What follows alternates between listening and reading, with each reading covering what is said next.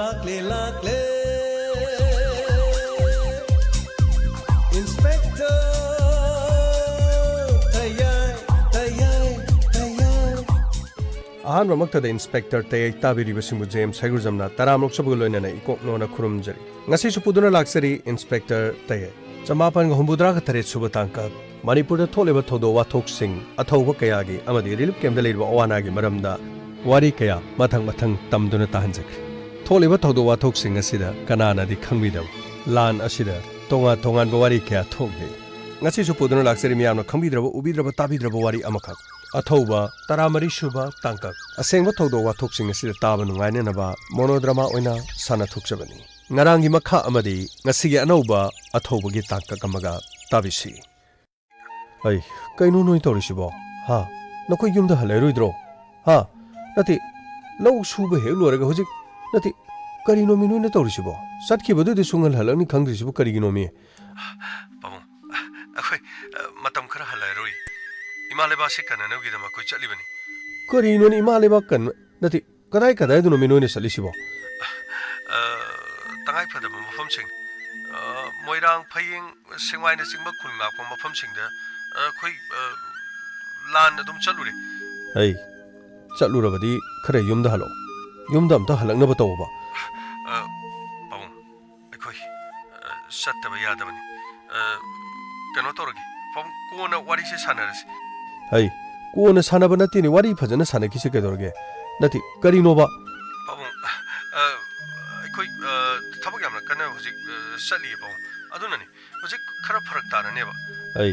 lau sing loina loire lau phau lokpa loire nati mathang nakhoi JCB gi thabak ate ate tawroidro babung kadai degi JCB thoro deino doji hojik thabak sufam nongpham amta leiba nati babung tangai phadabani khoina salisi sirabasu nupana sibabu amukhaktan sibagi di karisu kiba leiti hey adugi wadu yadene karino ngangi wadu bo ha karino habne na ngangi dubo tawrisungune phone switch off tawsangreni 하이마 하이 어제 그다 와리 사람 미디움 폰지 잘한기들이네 뭐이 바보 마이가 로이 기보 이런건 뭐이도 없다 기보 이런 거 수야이 하시 그리노네 떠리시고 마코에니 바 그러버디 야로 마코에니 시디 와칼 짬마나바 피졸 짬마나바 타박 짬마나바 사리 사미나가니 힝레 힘미나가니 시레 뿌느 실미나가니 마코에니기 통나 시부디 아이네디 타갈 어두부 sahi yun thok na nauri bani haiba sahi kun phabu sudri ba makhoina mama leba ki da makhoina chung thorok libani haidina tawri ba siangwan namda masida miya punamang masagi marai pak mazati gi da inkhalak diba naha sing asina yum da gi hongnaru ba leitana tholoktuna mama leba ki da mak lan gi maram da kari su khang ba chuna tab hoye lalong gi maram da su kari su khang ba na tab tawbu gi di handaki matang asida maitai sing asimi kap ti thok laban mabuk chen phaba Pizza pitak phaba achan mirai yamna thaujan laikhraba asiguma singasini yongane ngasidi yeknaba singasina langoi chanselaba matamda hojikti para pharedana adugo isa kobanina yum thadoktuna satkhiba matamda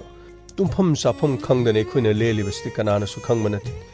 sokpa narakpa matamda tatai tariba asokpa kaya masage tatai taduna ngasi phawda laing ngamdaba kaya amasu leiribani nomugi suduna sariba kariguma khudong thiba thoktuna sokpa panba thoklabadi kari oigan khalubada wakhalase leitaba ngamti adu makhoina di irai line hekta hairibani imale baki damaktani haidan makhoi ani gi chap panaba wakhalona sini sari punna saminaba hingle punna himinaba sire punna siminaba haiba wakhalase dani karibu tholagaba puninga si leitadri ne tawribase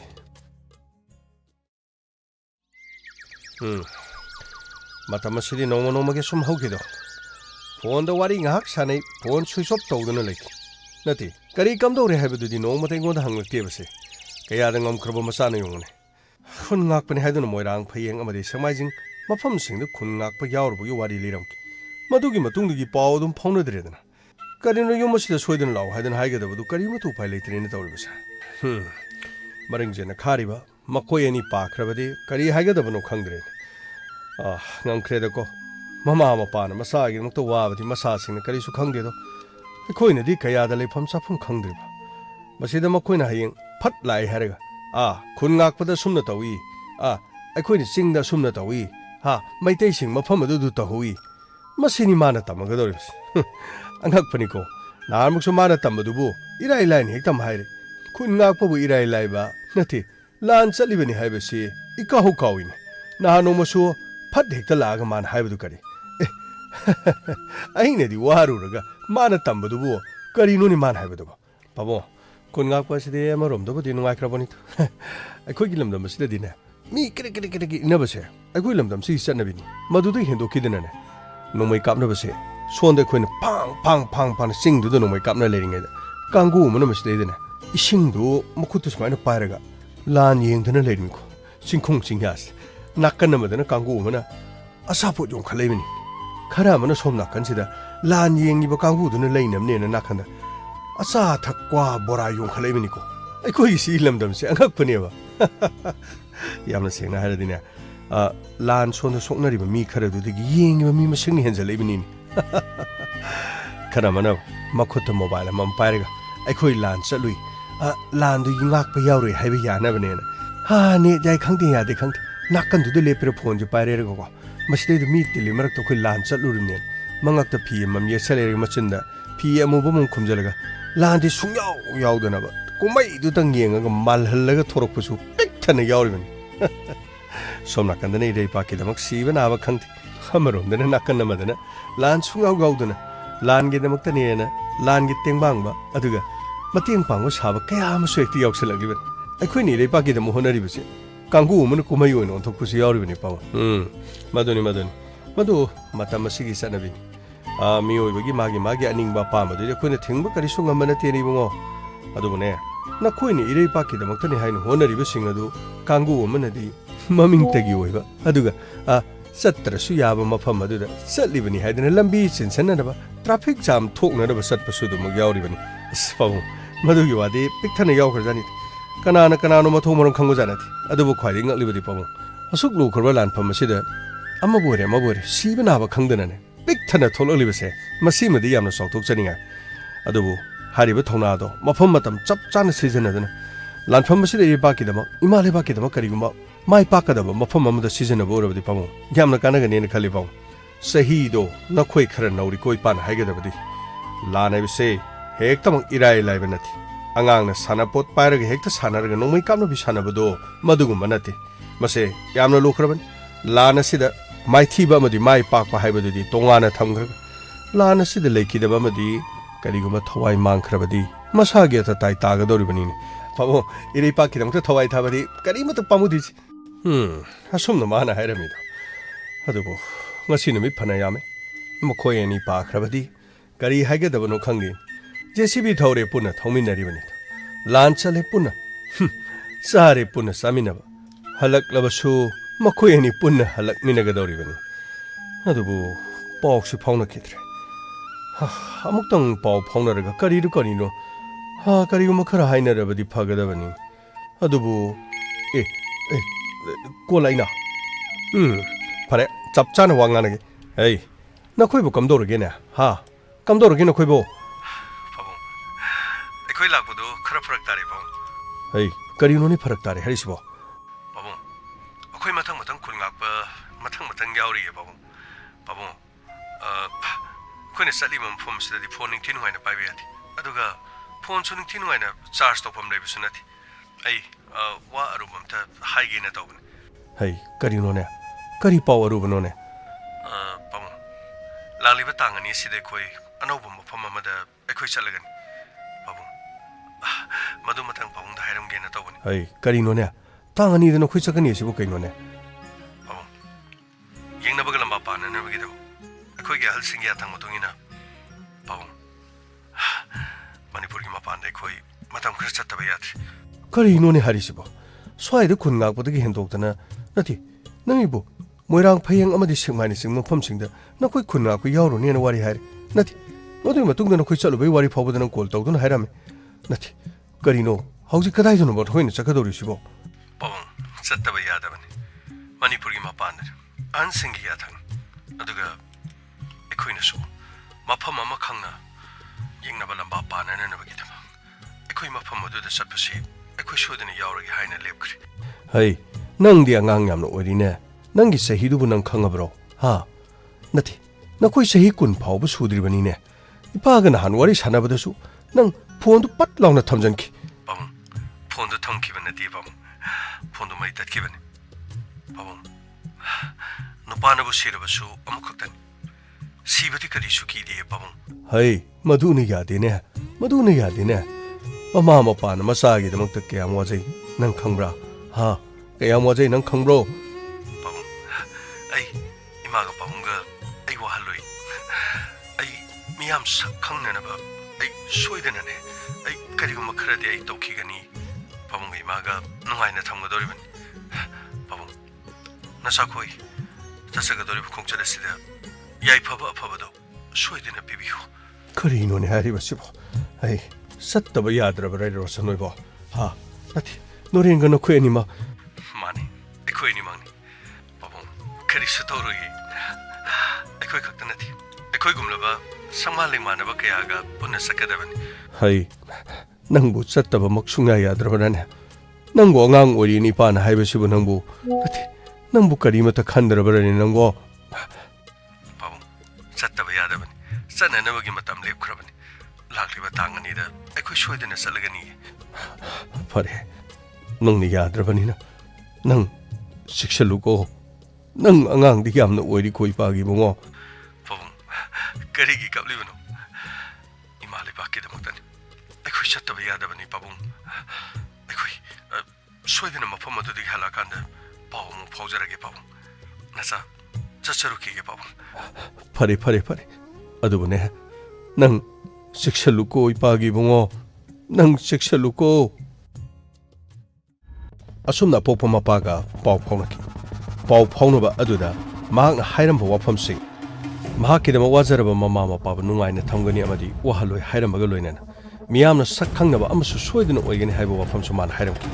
ꯗꯤꯁꯦꯝꯕꯔꯒꯤ ꯇꯥꯡ 4ꯗ ꯃꯄꯥꯅ ꯊꯕꯛ ꯁꯨꯕ ꯆꯠꯈ꯭ꯔꯤꯉꯩ ꯃꯤꯇꯩ ꯃꯆꯥ 19ꯅ ꯀꯨꯀꯤ ꯍꯥꯠꯈ꯭ꯔꯦ ꯍꯥꯏꯕ ꯄꯥꯎ ꯇꯥꯕꯗ ꯆꯤꯡꯅꯕ ꯋꯥꯐꯝ ꯄꯣꯛꯈꯤ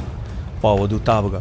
ꯑꯄꯣꯛꯄ ꯃꯄꯥꯅ ꯌꯨꯝꯗ ꯆꯦꯜꯂꯛꯇꯨꯅ ꯂꯩꯀꯥꯏꯒꯤ ꯃꯤꯑꯣꯏꯁꯤꯡꯗ ꯄꯥꯎ ꯑꯗꯨ ꯇꯝꯕꯗ ꯃꯊꯪ ꯍꯪꯅꯕꯗ ꯔꯣꯁꯟ ꯌꯥꯎꯔꯦ ꯍꯥꯏꯕ ꯋꯥꯐꯝ ꯍꯥꯏꯔꯛꯈꯤ ꯍꯦ ꯑꯉꯥꯡꯁꯥ ꯅꯈꯣꯏꯕꯨ ꯅꯠꯇꯦ ꯅꯈꯣꯏꯒꯤ ꯍꯧꯖꯤꯛꯀꯤ ꯐꯣꯟꯗ ꯁꯣꯁꯤꯌꯦꯜ ꯃꯤꯗꯤꯌꯥꯗ ꯀꯔꯤꯅꯣ ꯍꯥꯏꯔꯤꯕꯗꯨꯕꯨ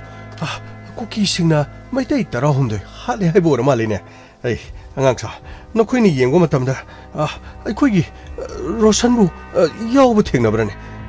ꯀꯀꯥ ꯔꯣꯁꯟꯅꯤ ꯍꯥꯏꯕꯗꯤ ꯁꯣꯏꯗꯕꯗꯤ ꯃꯥꯜꯂꯤ ꯀꯀꯥ ꯑꯗꯨꯕꯨ ꯑꯁꯦꯡꯕꯗꯤ ꯀꯀꯥ ꯃꯤꯔꯦꯜ ꯁꯪꯗ ꯆꯠꯂꯒ ꯆꯞ ꯆꯥꯕꯗꯨ ꯀꯔꯤꯅꯣ ꯍꯥꯏꯕꯗꯨꯃ ꯈꯪꯗꯣꯛꯄꯅꯗꯤ ꯐꯒꯗꯕ ꯃꯥꯜꯂꯤ ꯍꯩ ꯑꯁ ꯀꯔꯤꯅꯣꯅꯦ ꯃꯥꯒꯁꯨ ꯄꯥꯎ ꯐꯥꯎꯅꯗꯕꯅꯤ ꯑꯗꯨꯒ ꯍꯥꯏꯔꯤꯕ ꯃꯐꯝ ꯑꯗꯣꯝꯗ ꯃꯈꯣꯏ ꯆꯠꯀꯅꯤ ꯍꯥꯏꯕ ꯋꯥꯐꯝꯁꯤ ꯑꯩꯉꯣꯟꯗ ꯃꯇꯝ ꯈꯔꯒꯤ ꯃꯃꯥꯡꯗ ꯍꯥꯏꯔꯝꯕꯅꯤꯅꯦ ꯇꯥꯡ 2ꯗ ꯃꯈꯣꯏ ꯃꯐꯝ ꯑꯗꯨꯗ ꯆꯠꯂꯒꯅꯤ ꯍꯥꯏꯕ ꯋꯥꯐꯝ ꯍꯥꯏꯔꯝꯃꯤꯁꯤꯒ ꯑꯗꯨꯒ ꯃꯔꯤꯒꯤ ꯃꯇꯨꯡꯗ ꯂꯥꯛꯏꯕ ꯋꯥꯐꯝꯁꯤꯒ ꯀꯀꯥꯅꯁꯨ ꯇꯦꯟꯁꯟ ꯂꯩꯇꯅꯕ ꯀꯀꯥ ꯂꯩꯀꯥꯏꯒꯤ ꯃꯤ ꯃꯌꯥꯝ ꯇꯧꯔꯒ ꯑꯩꯈꯣꯏ ꯇꯉꯥꯏ ꯐꯗꯅ ꯃꯤꯔꯦꯜ ꯁꯪꯗ ꯆꯠꯂꯒ ꯍꯧꯖꯤꯛ ꯃꯈꯣꯏ ꯊꯋꯥꯏ ꯌꯥꯎꯗꯕ ꯍꯛꯆꯥꯡꯁꯤꯡ ꯑꯗꯨ ꯂꯩꯔꯦꯅ ꯍꯥꯏꯕꯅꯤꯅ ꯃꯐꯝ ꯑꯗꯨꯗ ꯆꯠꯄꯅ ꯐꯒꯗꯕ ꯃꯥꯜꯂꯤ ꯐꯔꯦ ꯃꯗꯨꯗ ꯆꯠꯄ ꯇꯥꯔꯦꯗꯅ ꯌꯦꯡꯕ ꯇꯥꯔꯦꯗꯅ ꯑꯩꯒꯤ ꯏꯆꯥ ꯌꯥꯎꯏ ꯑꯃꯁꯨꯡ ꯌꯥꯎꯗꯦ ꯍꯥꯏꯕꯗꯨ ꯌꯦꯡꯕ ꯇꯥꯔꯦꯗꯅ ꯅꯥꯀꯟ ꯑꯃꯔꯣꯝꯗꯅ ꯊꯧꯗꯣꯛ ꯑꯗꯨ ꯊꯣꯛꯇ꯭ꯔꯤꯉꯩꯒꯤ ꯅꯨꯃꯤꯠ 12ꯔꯣꯝꯒꯤ ꯃꯃꯥꯡꯗ ꯃꯍꯥꯛ ꯏꯝꯐꯥꯜꯗ ꯂꯩꯔꯤ ꯑꯗꯨꯕꯨ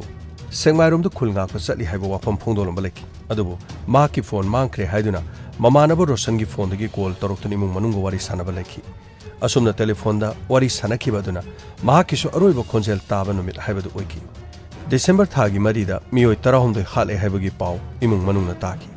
ꯄꯥꯎ ꯑꯁꯤ ꯇꯥꯕꯗ ꯑꯄꯣꯛꯄꯤ ꯃꯃꯥꯅ ꯃꯍꯥꯛ ꯁꯣꯏꯗꯅ ꯌꯥꯎꯔꯝꯂꯒꯅꯤ ꯍꯥꯏꯕꯒꯤ ꯆꯤꯡꯅꯕ ꯐꯥꯎꯈꯤ ꯅꯥꯀꯟ ꯑꯃꯔꯣꯝꯗ ꯔꯣꯁꯟꯒꯤ ꯏꯃꯨꯡ ꯃꯅꯨꯡꯗꯁꯨ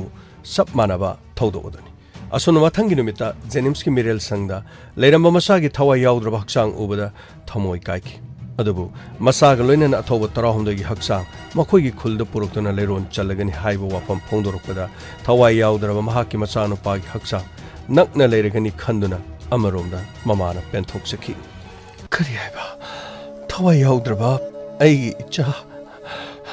ꯌꯥꯝꯅ ꯅꯛꯅ ꯑꯩꯈꯣꯏꯒꯤ ꯇꯣꯔꯣꯡꯊꯦꯜ ꯃꯐꯝ ꯑꯁꯤꯗ ꯃꯈꯣꯏ ꯄꯨꯝꯅꯃꯛ ꯄꯣꯂꯣꯏꯒꯗꯧꯔꯕ ꯏꯁꯥꯒꯤ ꯍꯛꯆꯥꯡ ꯑꯩꯈꯣꯏꯒꯤ ꯈꯨꯜ ꯑꯁꯤꯗ ꯄꯣꯠꯂꯣꯏꯒꯗꯧꯔꯕ ꯃꯗꯨꯗ ꯅꯠꯇꯅ ꯃꯃꯥꯟꯅꯕꯁꯨ ꯃꯈꯣꯏ ꯄꯨꯟꯅ ꯃꯐꯝ ꯑꯗꯨꯗ ꯊꯋꯥꯏ ꯊꯥꯔꯝꯂꯤꯕ ꯊꯋꯥꯏ ꯌꯥꯎꯗ꯭ꯔꯕ ꯏꯆꯥ ꯑꯅꯤꯃꯛꯀꯤ ꯍꯛꯆꯥꯡ ꯃꯐꯝ ꯑꯁꯤꯗ ꯂꯩꯔꯣꯟ ꯆꯟꯒꯗꯧꯔꯤꯕ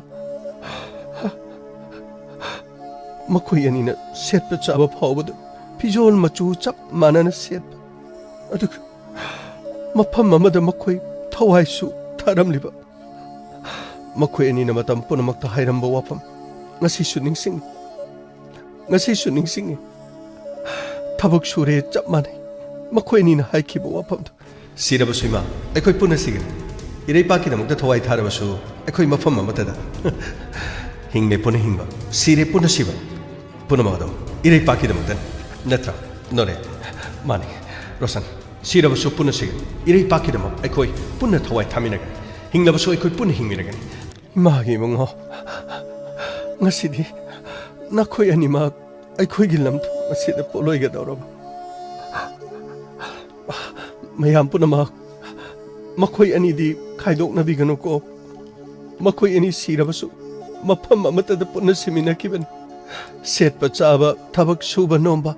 ꯃꯈꯣꯏ ꯑꯅꯤꯅ ꯃꯇꯝ ꯄꯨꯝꯅꯃꯛꯇ ꯑꯃꯠꯇ ꯑꯣꯏꯅ ꯂꯦꯞꯇꯨꯅ ꯂꯩꯈꯤꯕꯗꯣ ꯃꯈꯣꯏ ꯑꯅꯤꯅ ꯂꯩꯔꯣꯟ ꯆꯜꯂꯕꯁꯨ ꯃꯈꯣꯏ ꯑꯅꯤꯒꯤꯗꯤ ꯑꯃꯠꯇ ꯑꯣꯏꯕ ꯃꯐꯝ ꯑꯃꯗ ꯂꯩꯔꯣꯟ ꯆꯟꯕꯤꯌꯨꯀꯣ ꯃꯌꯥꯝ ꯏꯆꯥ ꯑꯅꯤꯕꯨ ꯇꯣꯈꯥꯏꯅ ꯂꯩꯔꯣꯟ ꯆꯟꯕꯤꯒꯅꯨꯀꯣ ꯏꯆꯥ ꯑꯅꯤꯕꯨ ꯇꯣꯈꯥꯏꯅ ꯂꯩꯔꯣꯟ ꯆꯟꯕꯤꯒꯅꯨ ꯑꯗꯨꯕꯨ ꯃꯍꯥꯛꯀꯤ ꯏꯃꯨꯡ ꯃꯅꯨꯡꯒꯤ ꯃꯤꯑꯣꯏꯁꯤꯡꯗ ꯃꯅꯤꯄꯨꯔ ꯂꯩꯉꯥꯛꯅ ꯋꯥꯀꯠꯂꯤꯕꯗꯤ ꯂꯩꯉꯥꯛꯅ ꯏꯔꯥꯡ ꯑꯁꯤ ꯃꯇꯝ ꯆꯥꯅ ꯂꯥꯛꯁꯤꯟꯕꯤꯔꯝꯂꯕꯗꯤ ꯅꯨꯡꯉꯥꯏꯇꯕ ꯊꯧꯗꯣꯛꯁꯤꯡ ꯑꯁꯤ ꯊꯣꯛꯂꯝꯂꯣꯏ ꯏꯆꯥꯁꯨ ꯊꯕꯛ ꯁꯨꯗꯨꯅ ꯑꯗꯨꯃꯛ ꯂꯩꯖꯔꯝꯒꯅꯤ ꯍꯥꯏꯅ ꯃꯃꯤꯠꯇꯒꯤ ꯃꯄꯤ ꯇꯥꯗꯅ ꯀꯞꯆꯈꯤ ꯑꯃꯔꯣꯝꯗ ꯅꯣꯔꯦꯟꯒꯤ ꯏꯃꯨꯡ ꯃꯅꯨꯡꯗꯁꯨ ꯑꯄꯣꯛꯄꯤ ꯃꯃꯥꯅ ꯃꯍꯥꯛ ꯂꯧ ꯈꯣꯏꯕ ꯂꯧ ꯎꯕꯗꯤ ꯌꯥꯎꯔꯝꯈꯤ ꯑꯗꯨꯕꯨ ꯂꯧ ꯂꯣꯛꯂꯕ ꯃꯇꯝ ꯑꯁꯤꯗꯗꯤ ꯆꯥꯃꯤꯟꯅꯕ ꯐꯪꯗ꯭ꯔꯦ ꯍꯥꯏꯗꯨꯅ ꯏꯃꯨꯡ ꯃꯅꯨꯡꯅ ꯇꯦꯡꯊꯥꯈꯤ ꯃꯍꯥꯛ ꯂꯩꯈꯤꯗꯕꯗ ꯃꯆꯟꯅꯨꯄꯤ ꯑꯦꯛꯖꯥꯝ ꯊꯥꯕ ꯐꯥꯎꯕ ꯆꯠꯇꯅ ꯃꯕꯨꯡꯒꯤ ꯋꯥꯈꯜꯗ ꯎꯪꯗꯨꯅ ꯑꯗꯨꯃꯛ ꯂꯩꯈꯤ ꯗꯤꯁꯦꯝꯕꯔ ꯊꯥꯒꯤ 5ꯗ ꯖꯦꯅꯤꯝꯁꯀꯤ ꯃꯤꯔꯦꯜ ꯁꯪꯗ ꯆꯠꯇꯨꯅ ꯌꯦꯡꯂꯨꯕ ꯃꯇꯝꯗ ꯏꯃꯨꯡ ꯃꯅꯨꯡ ꯃꯤꯑꯣꯏ ꯄꯨꯝꯅꯃꯛ ꯊꯃꯣꯏ ꯀꯥꯏꯈꯤ ꯃꯈꯣꯏꯒꯤ ꯍꯛꯆꯥꯡꯗ ꯇꯝꯊꯤꯅ ꯑꯣꯠ ꯅꯩꯔꯒ ꯍꯥꯠꯄꯒꯤ ꯃꯃꯤ ꯇꯥꯈꯤ ꯃꯃꯥꯏꯗ ꯊꯥꯡꯅ ꯌꯥꯟꯁꯤꯟꯕ ꯑꯃꯗꯤ ꯃꯃꯤꯠ ꯅꯥꯝꯃꯁꯨ ꯀꯣꯊꯣꯛꯂꯝꯕꯒꯤ ꯏꯃꯨꯡ ꯃꯅꯨꯡꯅ ꯄꯦꯟꯗꯕ ꯀꯌꯥ ꯐꯣꯡꯗꯣꯛꯈꯤ ꯃꯁꯤꯅ ꯇꯥꯛꯄꯗꯤ ꯃꯈꯣꯏ ꯌꯥꯝꯅ ꯊꯤꯅ ꯑꯣꯠ ꯅꯩꯔꯒ ꯍꯥꯠꯄꯤꯈꯤ ꯍꯥꯏꯕꯁꯤ ꯏꯃꯨꯡ ꯃꯅꯨꯡꯅ ꯃꯄꯤ ꯇꯥꯕ ꯃꯈꯩ ꯐꯣꯡꯗꯣꯛꯂꯤ ꯑꯗꯨꯕꯨ ꯂꯩꯉꯥꯛꯅ ꯏꯔꯥꯡ ꯑꯁꯤ ꯂꯥꯛꯁꯤꯟꯕꯤꯔꯝꯂꯕꯗꯤ ꯑꯁꯤꯒꯨꯝꯕ ꯊꯧꯗꯣꯛꯁꯤꯡ ꯑꯁꯤ ꯊꯣꯛꯂꯝꯂꯣꯏ ꯍꯥꯏꯗꯨꯅ ꯏꯃꯨꯡ ꯃꯅꯨꯡꯅ ꯇꯦꯡꯊꯥꯍꯧꯔꯤ ꯃꯁꯤꯅꯤ ꯍꯟꯗꯛꯀꯤ ꯑꯊꯧꯕ 12ꯒꯤ ꯃꯅꯨꯡꯗ ꯃꯈꯣꯏ ꯑꯅꯤ ꯖꯨꯔꯥ ꯈ꯭ꯋꯥꯏꯗꯒꯤ ꯅꯨꯡꯁꯤꯅꯕ ꯑꯅꯤ ꯍꯥꯏꯔꯒꯗꯤ ꯃꯃꯥꯡꯗ ꯇꯝꯖꯈꯤꯕ ꯄꯨꯟꯅ ꯊꯕꯛ ꯁꯨꯃꯤꯟꯅꯒꯅꯤ ꯍꯥꯏꯗꯨꯅ ꯆꯠꯈꯤꯕ ꯃꯈꯣꯏ ꯑꯅꯤ ꯑꯃꯒ ꯂꯣꯏꯅꯅ ꯅꯣꯔꯦꯟ ꯑꯃꯗꯤ ꯔꯣꯁꯟ ꯃꯈꯣꯏ ꯑꯅꯤ ꯄꯨꯟꯅ ꯊꯋꯥꯏ ꯊꯥꯃꯤꯟꯅꯈꯤꯕ ꯅꯨꯡꯁꯤꯔꯕ ꯃꯔꯨꯞ ꯑꯅꯤ ꯃꯔꯨꯞ ꯑꯃꯅ ꯃꯔꯨꯞ ꯑꯃꯒꯤꯗꯃꯛꯇ ꯂꯦꯞꯄ ꯅꯨꯡꯁꯤꯔꯕ ꯋꯥꯔꯤ ꯍꯥꯏꯔꯒꯗꯤ ꯃꯈꯣꯏ ꯑꯅꯤꯁꯤ ꯋꯥꯔꯤꯁꯦ ꯇꯥꯔꯦ ꯍꯥꯏꯒꯨꯝꯗꯅ ꯁꯔ ꯅꯨꯡꯗꯤ ꯅꯨꯡꯉꯥꯏꯇꯦ ꯁꯔ ꯁꯤꯗꯤ ꯏꯃꯨꯡ ꯃꯅꯨꯡꯅ ꯀꯔꯤꯅꯣ ꯌꯥꯝꯅ ꯅꯨꯡꯉꯥꯏꯔ ꯁꯔ ꯉꯁꯥꯏꯒꯤ ꯀꯔꯤꯅꯣ ꯃꯃꯤꯠ ꯀꯣꯊꯣꯛꯄ ꯈꯣꯠꯄ ꯍꯥꯏꯕ꯭ꯔꯥ ꯀꯔꯤꯅꯣ ꯁꯔ ꯃꯗꯨꯒꯤ ꯃꯇꯥꯡꯗꯨꯕꯨ ꯒꯥꯡꯃꯩ ꯃꯗꯨꯒꯤ ꯃꯇꯥꯡꯗꯨ ꯆꯞ ꯆꯥꯕ ꯍꯧꯖꯤꯛ ꯐꯥꯎꯕꯒꯤꯗꯤ ꯀꯔꯤꯒꯨꯝꯕ ꯑꯃꯠꯇ ꯈꯪꯕ ꯉꯝꯗ꯭ꯔꯤ ꯑꯗꯨꯕꯨ ꯃꯈꯣꯏ ꯃꯐꯝ ꯑꯗꯨꯗ ꯌꯥꯝꯅ ꯇꯣꯔꯆꯔ ꯇꯧꯗꯨꯅ ꯃꯈꯣꯏꯕꯨ ꯍꯥꯠꯈꯤ ꯍꯥꯏꯕꯁꯤꯗꯤ ꯃꯈꯣꯏꯒꯤ ꯍꯛꯆꯥꯡꯗ ꯂꯩꯔꯤꯕ ꯇꯥꯔꯝꯂꯤꯕ ꯆꯩꯐꯝ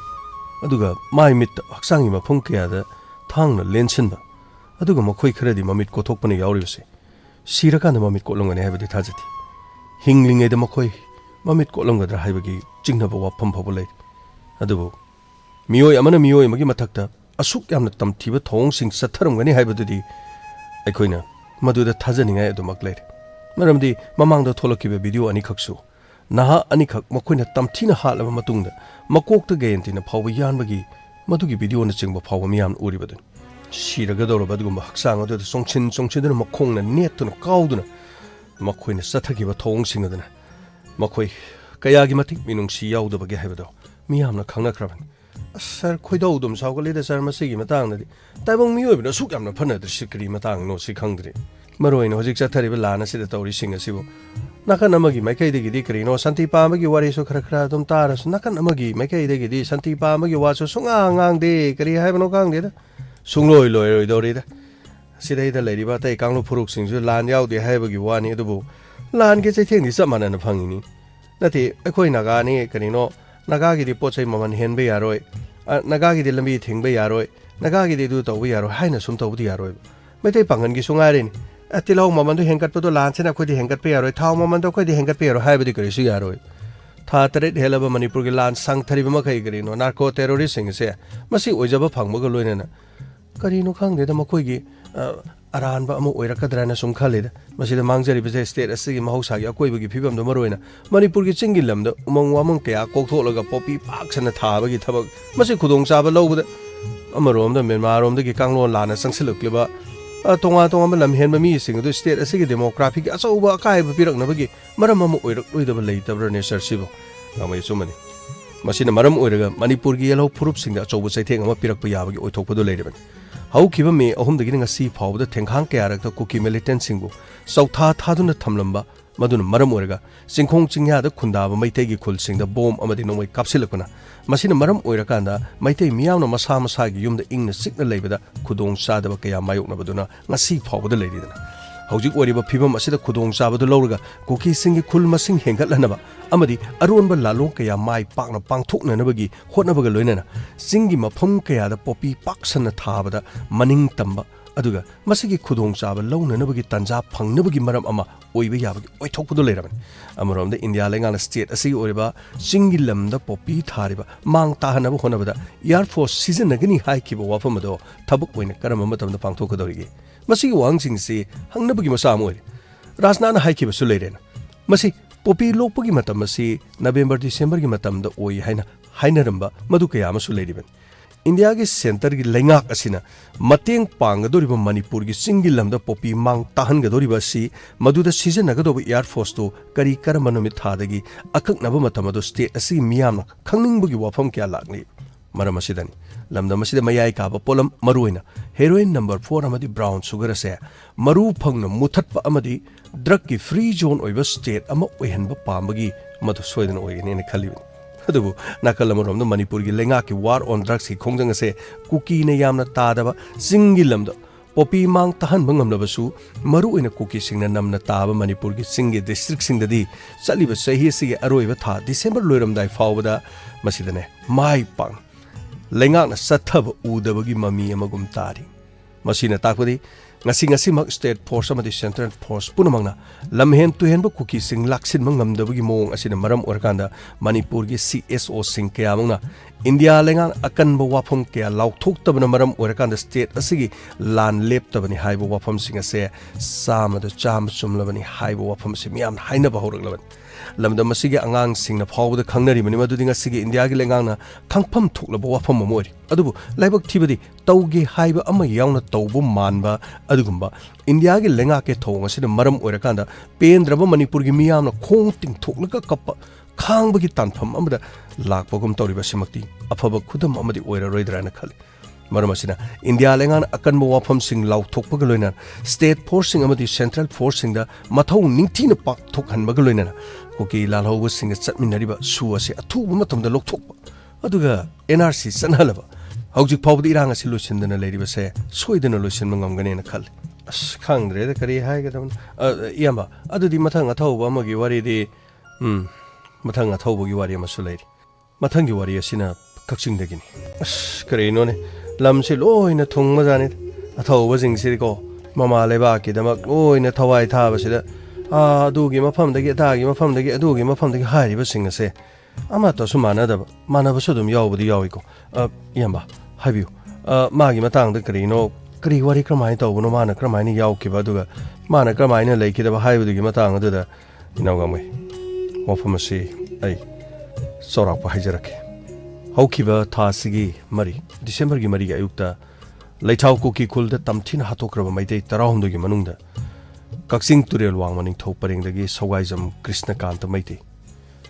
महाकी अरोइबा खोंजेल ओइना महाकी लेहौरिबा इमुंग मनुंगी मियोइना ताकिबदो डिसेंबर की तांग अनिदनी ममांग थक्तसु तोंगा तोंगन बलान फोंग क्यादा सत्तुना खुन ngaपगी थबक्ता mateंग पांगदुना लाखि नवेंबर की तांग 19 दा मयुमदगी थोखिबदुना महाकी अरोइबा खोंचत ओइखि अदुबु डिसेंबर की अनिदा महाक मसामन इमुंगी मियोइसिंगदा फोन तरुक्तुना महाक तंगाइ फदना खुल ngaपसिंगी अरोनबा ट्रेनिंग अमा चटलगनि हाइना मयुमदा फोंगौलमखि लेखिद्रबा सौगाइजम कृष्णकांत मसागी सही 19 खक्ता मंगाइखि अपोकपगी मिंगना एस सुरचंद्र मैति अपोकपीगी मिंगना सौगाइजम ओंबी विजया कौई मचिन मनाव नुपी अनि नुपा अहुम makhoi punna manga gi manungda mahakna ani subani lekai gi miyamna mahakku nanau hairaga sukhangnaki Krishna Kanta KG class tagina 5 fawba Kaksingi Grace Cottage ta tamlaga class 6 tagina 10 fawbana Kaksingi Victory High School da tamlaki class 11 amasung 12 na Kaksing Higher Secondary School da tamlaklaba matungda Makhatana College tamthananaba Kha Manipur College ta ming chalamki adubu megi ohumdagi khangudana kanglup masengi lan tholoktuna college satuna mahak mahi tamadi fangkidi lan kansilaktun seroda kuki militant sing madu ngak thokna na honabada khul ngak pa khunja singi marakta yamna chawna khutthona kiba thodok aduda mahak khul ngak pa gi thabak to khongdaraki Kaksing palena chingma mafamda chatuna khun ngak pa kya yauraki seroda Assam Rifles na kaplak pa nongmai maruna panduna khun ngak pa miyo ama laikhidaba thodok adudagi mahak amuk hena khun ngak pa gi thabakta thawai yausilaki adubu mahi masing leptana tamlakpada natana sana khonabada su thawai yaurukhiba Krishna Kanta MMA masana pamjana mahak sanarki inter college ki thakta pangthokadaba masana asigi sangdamnaba saruk yananabagidama pangthokiba trial mai pakhiba loinana national level da su saruk yananaba thorang torongki atai thabak sing sudana mayungi mateng panglambada natana mahakna tamlakpa school punamki oja singna mahaki phajaba kuigi damak tattana thagat pikiba kyamarum laiki mahaka sena khainabagi awama shala ngoriba imung manungi miyo singa Manipur lengana matam sangna internet thingjalakpadagi madugi mayokta mamanaba singa kari tawgadagi haiduna RTI gi khuthangda tawba yaba leibra haiduna koithi phawba thiramki apopo mapana CRPF ki assistant sub inspector oina thabak tawna Chhattisgarh da leikrabasu ngaiak leitana telephone tawduna masabu kari da soikhigadi haiduna senaduna laki mamang thagi kunthada mapana Chhattisgarh dagi phone tawrubada mahak thabak chille kona phone tawraklagi hairamlaga telephone muthatki hari mahaki apokpaga aroibo ina wari sanakhiba numinadu November gi tang kunthra oikhi adubu mayumdagi thokraba matungda thasi anida phone tawruktuna imung manungi miyoi singda tangai phadaba kulngapagi aronba training ama chatlagani haina mahana phongdolamaduna aroiba mahaki khonjel taba oikhi thasi marida metei masa tarahumda lekhidabagi pawdu take dubu mahak yarungani haibadi thajaruti nongalaga kaksingdagi yawi hainarakpadagi mahaki mamana Jenims ki mirel singda chatlaga yenglubada mahak yauramki mahaki haksang adu tamthiba mongdu ot nairaga hatkiba mayak sengna aduma uki masimakti yamna pende haiduna phongdoki adu moinamak mamaleba kidamak Manipur gidamak mahana lawkiba thodang adugidamak tadi sokthok chaningai oire hairaki Manipur lengak asidi thajaba karisu leitre lan asi matam chana loisanbiramnabadi isa sing asida natana micham kaya gi punsi manglamloi haiduna imung manungna pendaba phongdoki hai nanao tabra aina hari se tabro aina mapansida thabak tawduna leire nang kari tawrige nangbo ha kari tawrige ba hojik thokliba irangduda nakoi yoksanduna leiba yaba natine aina ne mapansida leire noine mung aduda ha nakoi gi tawpam thokpa sing adu tawdrabadi karam tawgani ha ai karshi tawdi ai thabak khara sele pang ai kona ai phone tawrolaki hey amuk to ngaiko wari phajana bata sana kise amuk to ngaiko aini CRPF ki assistant sub inspector oina thabak tawdunu leire aini yum thadoktuna Chhattisgarh asde leire nati aina nakoi gi laminaba sunati nakoi ni yum dagi thadoktuna koicha chatuna khun ngakli bani haiduna tawduna irang yauduna leire di kamdogani ha makadana college tu ming chanjalaga ne college kana na bato pawon krai di college ka doin hojik irang sina lari khatam banati mafam asida curfew mung lei ngak leraga lambi lamkhang chingdi maibel sing loina hing lektunu leirabani babong ai loina taine ai yum do paw loi loribani ne mado leipa ki issue tawdaba yadabani adubu inkhalakliba nakhoi larik tamduna leigadaba aina haribasini nang atai sana khonabagi MMA gi atei tawbusing do ai loina ya loina support taw nang na taw haiba thabak sing do ai loina yaidana adubu ne aina haribasini khunngakpagi thabadudi nakhoi angang sing inkhalakliba sing na tawgadaba nati madugi matamne yamna tongali aina haribas phone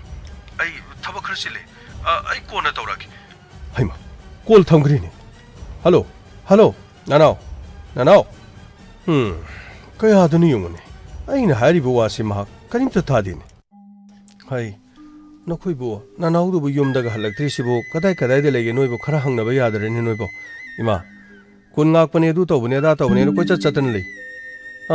internet ne tawrisu khara hangadine khara su phadau internet si yaradine khara su lege dong hausi ka naha sing asina ayam loina kangaunari internet su yadaba aduga school college sing chu loina thingjandana le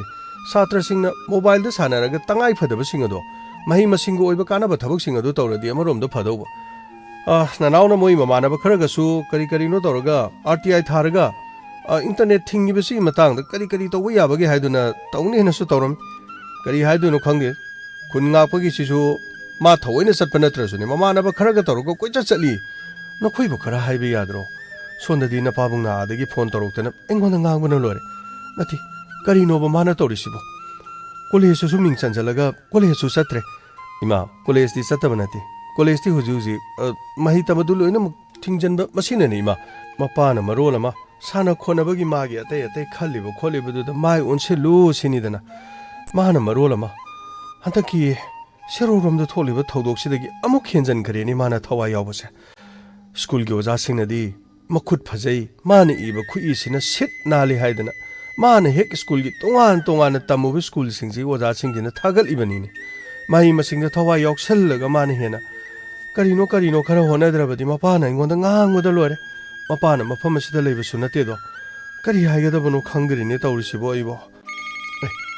ima kola eche se ima amta hayuse kadaino hai nanao nangbu tari brane ima na hari basibu nangbu tari brane nanao ima ai tari ima ai tangai padana khunga ko singi ai training ama chalagani karino ne hari dubo ha karino nang na hari budubo ima ai chataba yadabani ai training chaluki ge na ai call si toramani ma hey nang ni yum thoki badagi ai yum asi da leifam khangdribani ne na pa na ngai hak leita call toroga nang kadai sakhre nang yum da hala bra na koyang nglibani ne ai kari pakum pyo haibano ha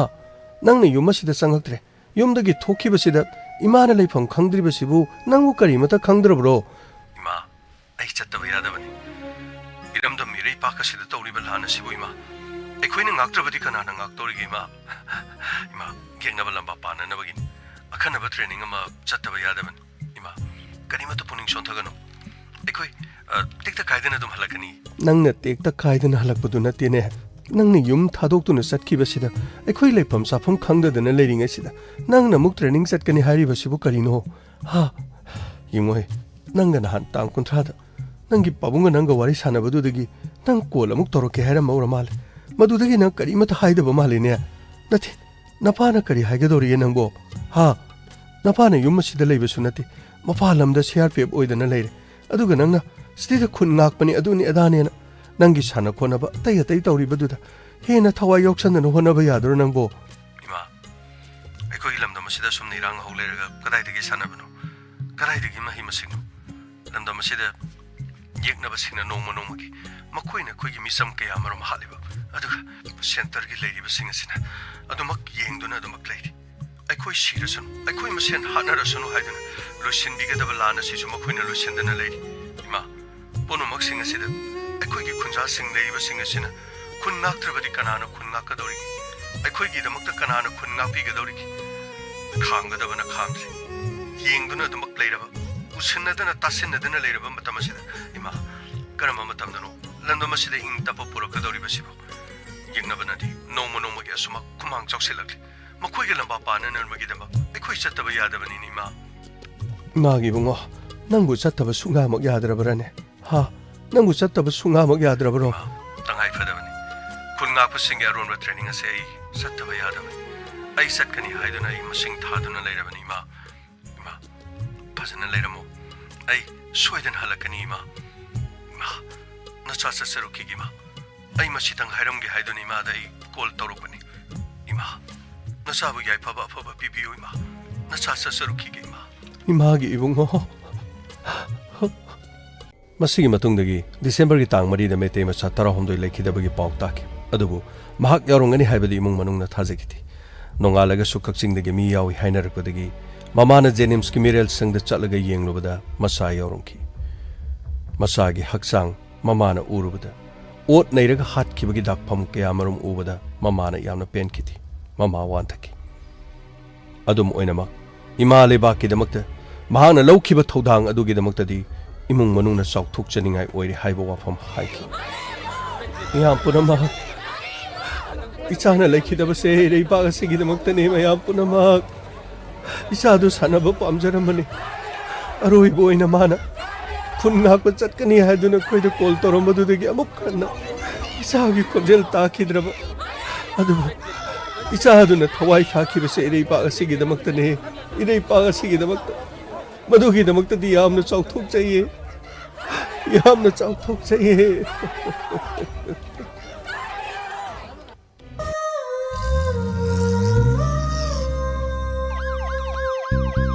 Lakle lakle Inspector Tayai Tayai Tayai Lakle lakle Lakle lakle Inspector Tayai Tayai Tayai Uthanaba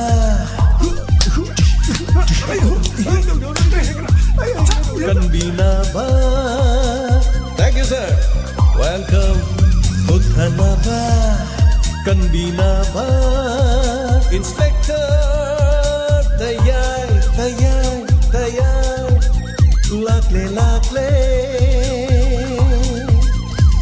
Inspector. Tayai, tayai,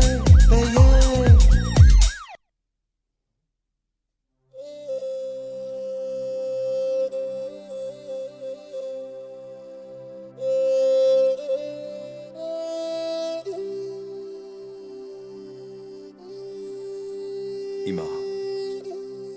Ima nungsibi na tambak na chawi na poksaba kaya gi matik sakthuk saningay huwediba ima nungsibi mirol cha malakshano ngamloy na cha kaya gi igi iche na leptriba phawa pogna pham ima bu mun kiba kanana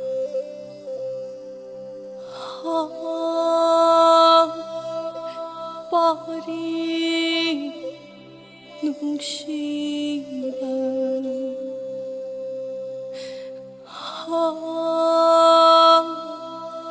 ikmo nungsibi kambi may huraba imabu may kanbaday chagi yai binathawai mga magtab manglabarani chagi ima ki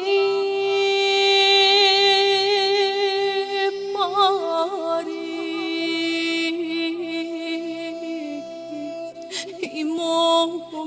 câu gini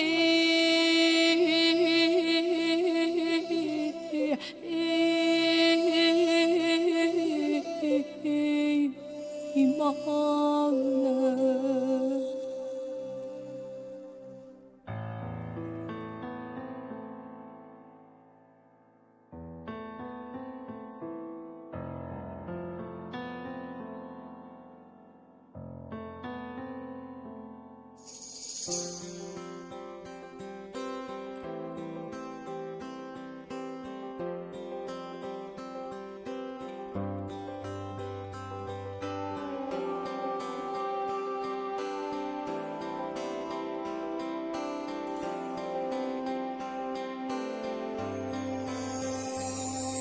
Pale mamagi mikki maniyo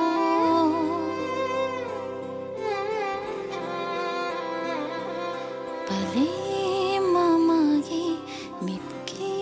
maniyo ayukke na koro ahinge na thaja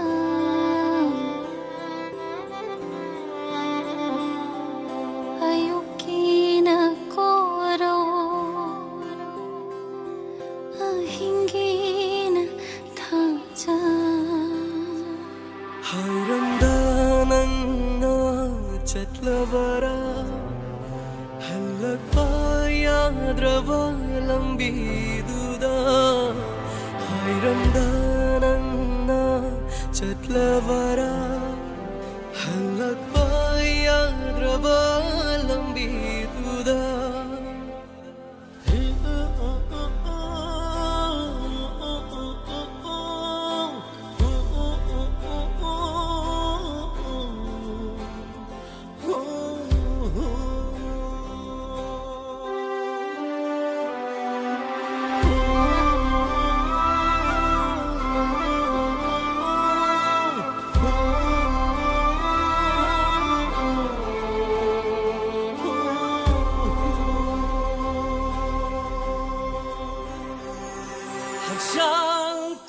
gi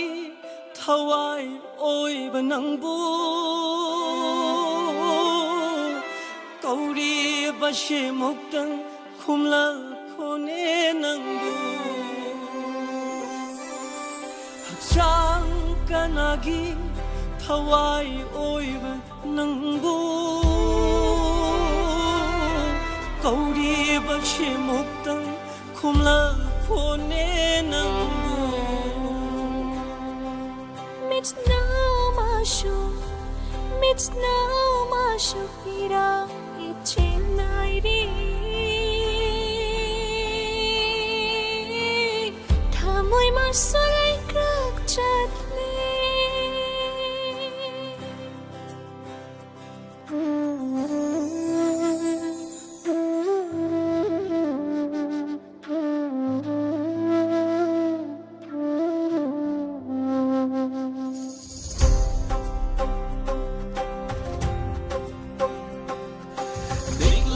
Sana layrang pai na balin kaya na pangbong tangga Okli ng bungay riye at tamba Miglakot sana layrang pai na balin kaya na pangbong tangga Okli ng bungay riye at tamba Imagi pari, imagi imo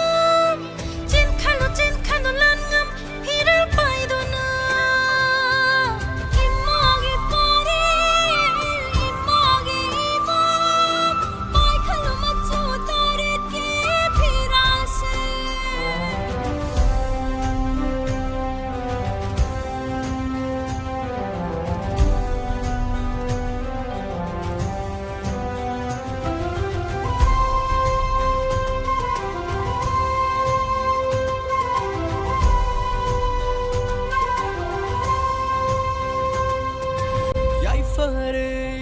Fare kang lay imana yai fare may trabaho na yai fare May trabaho na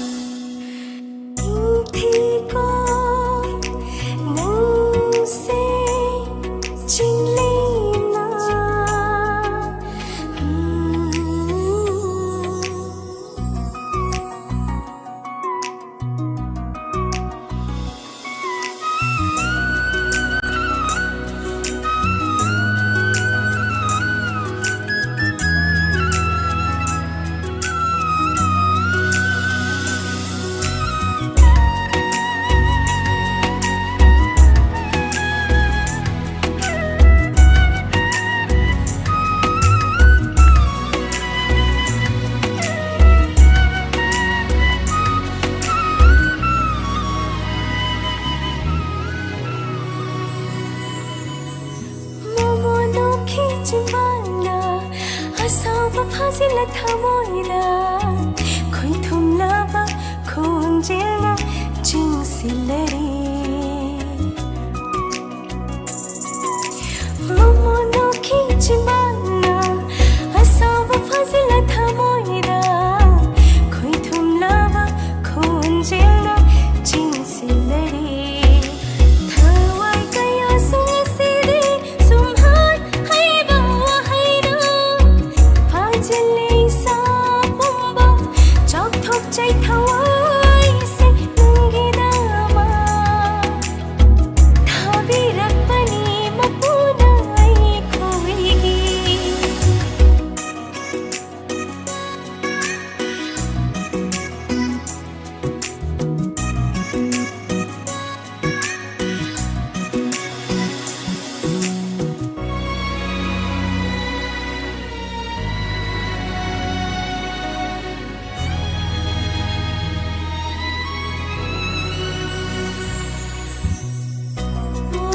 bagi marupni nangdi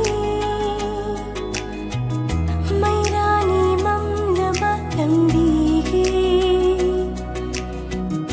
kathopada chokthadra hakchauni nungsibaigi bo niyam na kaunai sar jimmi tammi musalman kisili चेतना सिन्मी की पुथा फंजे कलक चैन चंगी थमुना ओय जगे आएगी वो ओय जगे आएगी वो ओय जगे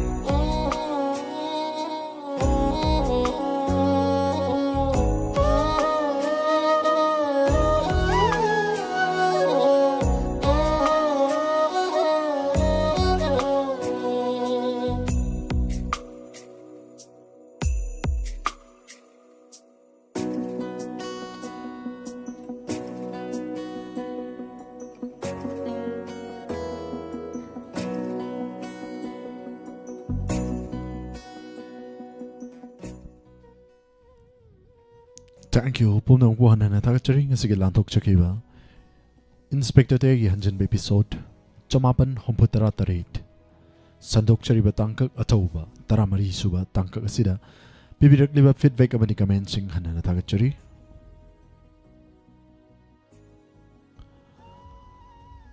Tuan platform sing the saruk yabiri basing hiding a later natagachari. Yam no IJ, ma'am the support of Viva Madi, Thoramasi saruk yabiba. Pabung Janta Kumar. Live chat directly by feedback abadi comment hanana tagachari wari sitarga midlugi pirang di kangba ngam khide hain haibire babung jana kumar imabre sorry takal changbam hanana tagachari maibem halning thokong tagachari rosemary and rambam medam busu tagachari ngasigi wari tangkak hainingai litana fazakre hain haibire medam sana ibe waka sobita nawroibam hanana tagachari thoramasi saruk yabirakpa Ima Bimala Koncham, Madam Romita Sanasam, Ima Braceritical Changbam, Ningtauzumina Kunbi, Hanana Tagachari,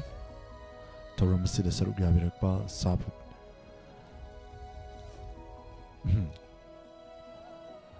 Madam Romita Sanasam, Pabung Janta Kumar, Hanana Tagachari, Rosmani and Drimbam, Ima Ibem Holding Tokong, Hanana Tagachari. Jimis Chana, Jemi Chana ki mayekta Fairoism Asafatina, Sakki Vaisai Yam Fazakri Hain Habire, Wahong Radio Surgeons Pu Tagachari Hain Habire, my Mem Halbusu hana thagachari thorom sida saruk yabirakpa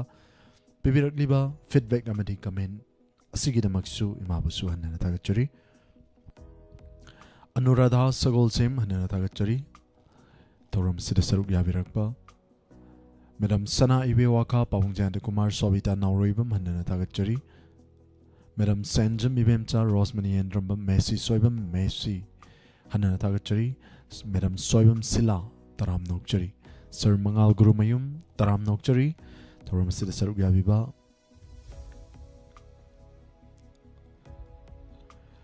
Jinglemba Naurem thagachari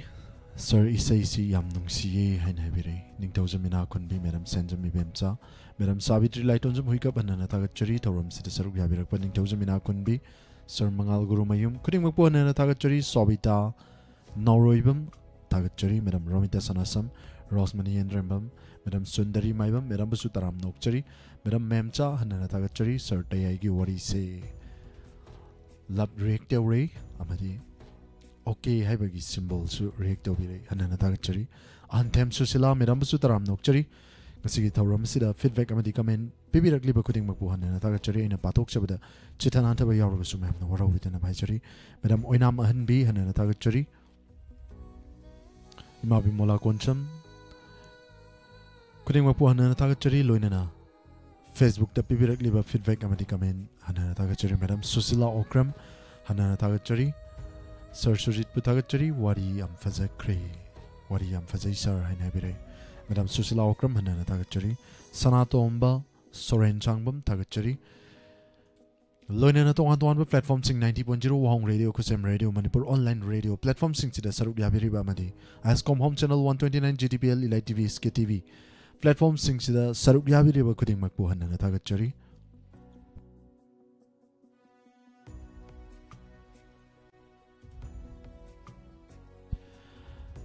Lanthokchariba 90.0 Wahong Radio gi thorom gi makasa thajarakpada makeup khargi matung mayam pun saruk yaminasi live phone in program ngasigi tangka asida ngasigi thamjariba live phone in program asida mayam na film isai khanbiduna thorom sibo saruk yabi yahabiu amadi thorom sibo mafung fan biu ngasigi oina thamjariba live phone in program top pa program amani puduna lakjagadaba mayam puna saruk yaminasi mikup kharadang aten ba break amatang mayam dagi lojabagi aba lojaba loina punong po amukana khurumjari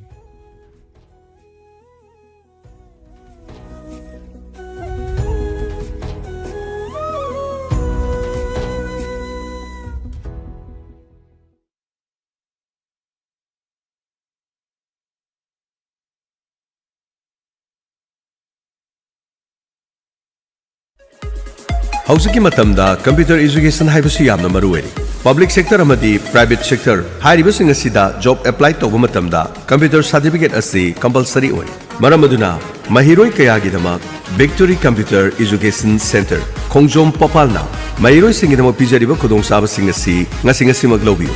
Navajyoti Jana Sangram Foundation NJJF Indian Government Amadi International Organization for Standardization ISO Anina Certified Torba Institute Amani Metai Cherauba Gauragi Cherauba Haibadi April Tang Taraga Mari Fawada Adomadungi Chaisu Singna Ming Sansin Bidabadi P the 50% offer Pizagani Maramaduna Papal Kungang Amadi Masiga Koibada Ladiba Satra Satri Singna Kudong Chaba Singa Singa Simak Lobi Institute Asina Pizariba Kudong Saba Sing de Hanbada Concept of Computer Course CCC Ani Subada Diploma in Computer Application DCA Ahum Subada Advanced Diploma in Computer Application ADCA Amadi Certified Course for Typing Masida Natana Kudong Saba Kaya Supizari Akupa Marol Gidamak 9366 212 981 Amadi 700554951 Amadi 9863770051 Mapamna Papal Kojeng Bamleda near Papal Laibung Papal Mani EV Indorophoria Cycling Festival 20 Lengsin Bureau BZ Dental and Aesthetic Clinic Arong Thong Nepra Haijanbam Lambi Adudagi Makharom da Khajikhtang Chatlaga Leiba Ningthem Eye Care gi Hek Makha Thangwada Leijari BZ Dental and Aesthetic Clinic मफम असिदा या तिन चाबा मेनबा या हापा crown उपा या कुंबा